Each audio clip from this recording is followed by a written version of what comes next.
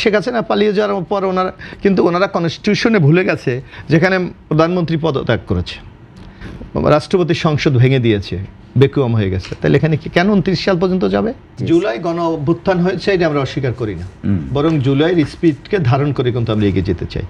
যার একটা জ্বলন্ত প্রমাণ আপনি দেখবেন আজকে এই যে 5 তারিখ যেদিন শেখ হাসিনার পতন ঘটেছে, আমরা কিন্তু জুলাই জাদুঘর উদ্বোধন করছে মাননীয় প্রধানমন্ত্রী, এবং এটাকে একটা প্রতিষ্ঠানিক রূপ দেওয়ার জন্য যা কিছু করে, এটা ইতিমধ্যে ট্রাস্ট গঠন করা হয়েছে, এটা পরিচালনা বোর্ড গঠন করা হয়েছে, এখন 5 তারিখ উদ্বোধন হবে।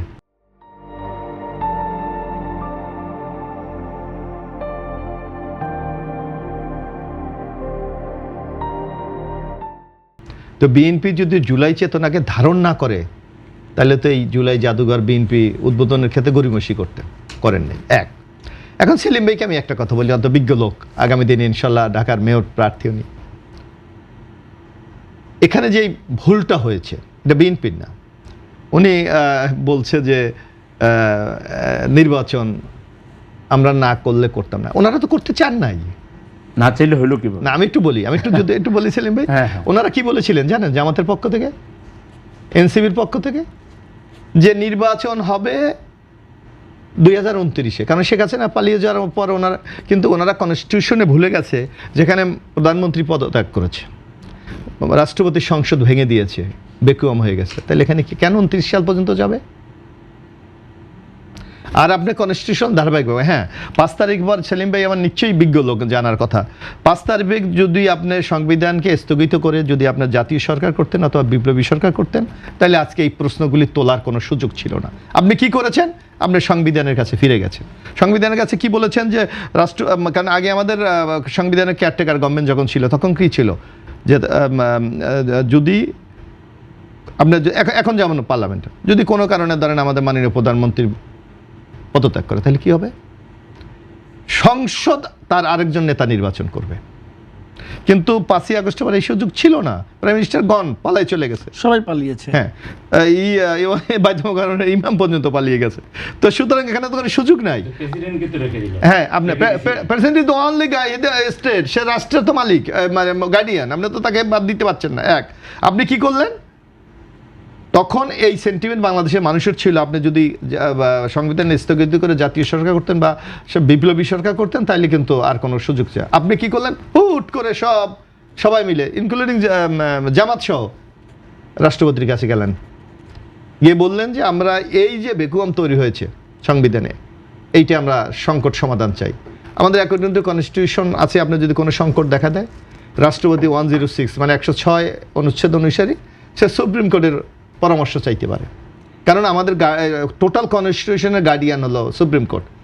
রাষ্ট্রপতি সেখানে পরামর্শ চেয়েছে যে কি করা যায়। সুপ্রিম কোর্ট বলেছে যে ডক্টর অফ নেসেসিরি, প্রয়োজনের তাগিদে এখানে তুমি 106 একটা ইন্টেরিয়াম গভর্নমেন্ট গঠন করতে পারো, এটা কিন্তু বলেছে। এবং নিয়ম হলো যে কোনো ইন্টেরিয়াম গভর্নমেন্ট হলে আপনি আগের সরকারগুলি দেখবেন তত্ত্বাবধায়ক সরকারে 3 মাসের মধ্যে নির্বাচন হবে। এখানে একটু বেকুয়াম ছিল যে এখানে কোনো টাইম ফ্রেম আদালত দেয়নি, যার জন্য কিন্তু ওনারা 18 মাস থাকতে পেরেছে না, কিন্তু 3 মাসের মধ্যে নির্বাচন করে। কেন করেছিল?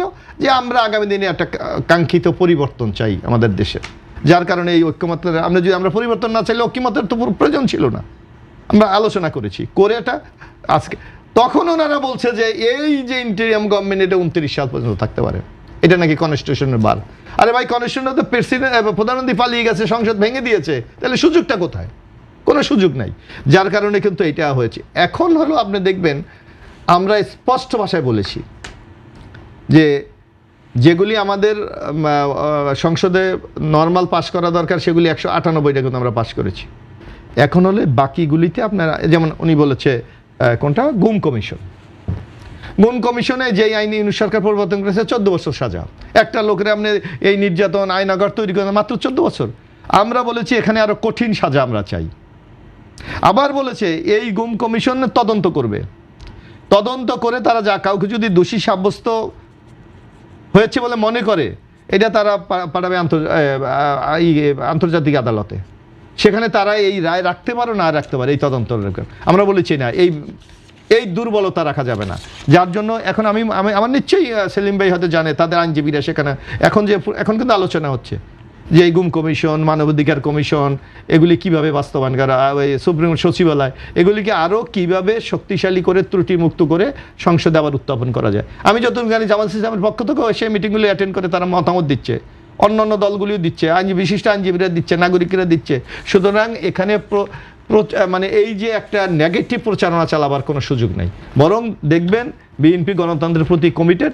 আগামী দিনে আমরা এই আইনগুলিকে আরও শক্তিশালী করে সংসদে উত্থাপন করে আমরা পাশ করব।